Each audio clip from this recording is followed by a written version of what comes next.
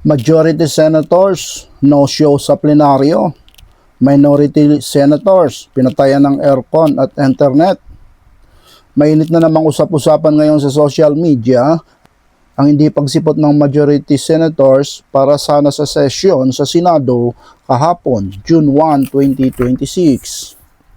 At tinawag ito ng isang pagboycott ng minority bloc dahil sa pag-aresto kay Senador Jinggoy Estrada at pinatayan din umano ng aircon at internet itong minority bloc dahil hindi sila nakiisa dito sa majority na ang gusto sanang mangyari ng majority ay huwag na rin pumasok itong minority dito sa plenaryo o sa muling pagbubukas ng session kahapon.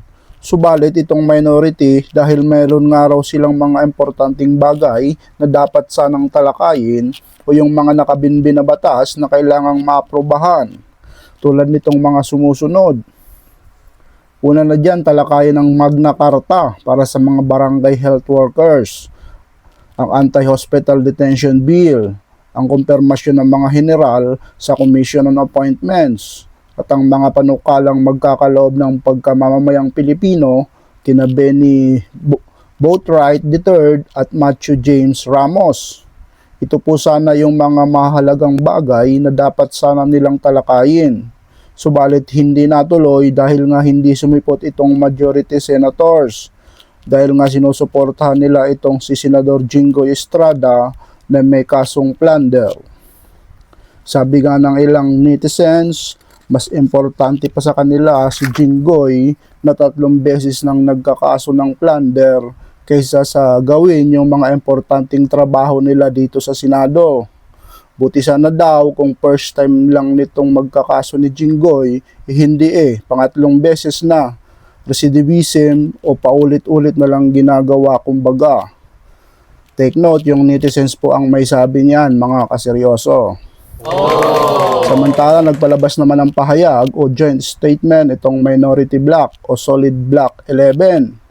Take note itong majority meron na rin lang 11 member. Tabla na sila nitong minority dahil si Senador Bato de la Rosa ay nagtatago na at ito namang si Senador Jinggoy Estrada ay nakakulong na ngayon. Ito po yung naging joint statement nitong ang solid bloc 11 o itong minority. Hindi ito kasanidlan ng Senado kundi pagtalikod sa tungkulin. Dumalo ngayong Lunes ang mga senador ng Solid Bloc 11 minority sa muling pagbubukas ng session alas 5 ng hapon at handang talakayin ang Magna Carta para sa barangay health worker, ang Anti-Hospital Detention Bill, ang kumpirmasyon ng mga general sa Commission on Appointments at ang mga panukalang magkakaloob ng pagkamamamayang Pilipino kina Benny Boatwright III at Matthew James Ramos. Ngunit hindi sumipot ang mayorya. Hindi nila sinunod ang alituntunin at hindi man lamang nila ipinagkaloob sa minorya ang simpleng paggalang na ipabatid na wala silang balak na magpatawag ng sesyon. Pagtuunan natin ng pansin ang ating trabaho dahil maraming mahalagang usapin ang dapat tugunan ng Senado. Kung nais ng mayorya na magprotesta, magbigay ng privilege speech o pagtanggol ang kanilang posisyon, ang tamang lugar para gawin iyon ay ang sa session mismo, hindi sa pamamagitan ng pagpapatigil sa gawain ng kapulungan. Ang Senado ay hindi pag-aari ng isang may hawak ng maso, institusyon ito ng taong bayan, at napakaraming mahalagang panukala ang nabibinbin dahil sa dramang nilikha ng mayorya. Tawagin natin ito sa tunay nitong pangalan. Mali ang sabihin tungkol ito sa kasarinlan ng Senado. Ang nangyayari ngayon ay tungkol sa pagpapairal ng batas, pananagutan sa publiko at isang lehitimong proseso sa ombudsman at sandigan bayan na hindi kontrolado ng sinumang senador, bloke o namumunong opisyal ng Senado. Ito ay isang boycott dahil sa pag-aresto kay Senador Jinggoy Estrada at hindi dapat malinlang ang publiko ng isa na namang maginhawang paliwanag mula sa isang pamunuang paulit-ulit ng binabaluktot ang katotohanan. Ang araw na ito ay isang hakbang tungo sa pananagutan ng isang kontrobersyang matagal nang hinihingan ng aksyon ng taong bayan matapos ang maraming taong pagtatanong kung bakit tila walang nangyayari sa mga investigasyon kaugnay ng flood control projects, hindi katanggap-tanggap na bigla na lamang ituring na pag-atake sa Senado ang pagpapatupad ng batas. Kino-question ba ngayon ni Senate President Alan Cayetano ang pag-ahari ng batas?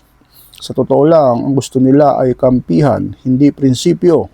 Gusto nila sumama kami sa boycott, patahimikin ang Senado, at gamitin ang minorya upang manatili sa pwesto ang Senate President habang iniiwasan ang tunay na pagsubok ng bilang sesyon. Maaring ito na ang unang pagkakataon sa loob ng maraming dekada na tumigil ang gawain ng Senado dahil mismong ang namumunong opisyal nito ang tumangging gampanan ang kanyang tungkulin.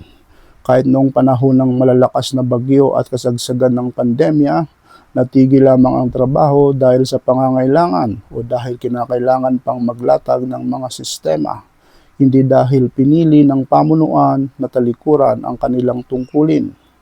May karapatan ng publiko na itanong kung inuulit ngayon ni Senate President Cayetano ang nangyari noon sa House of Representatives kung saan umusbong ang mga tanong tungkol sa isang leader na tumangging bumaba sa pwesto, tumangging magpatawag ng sesyon at nagpabalam sa mga proseso nang hindi natiyak ang kanyang suporta.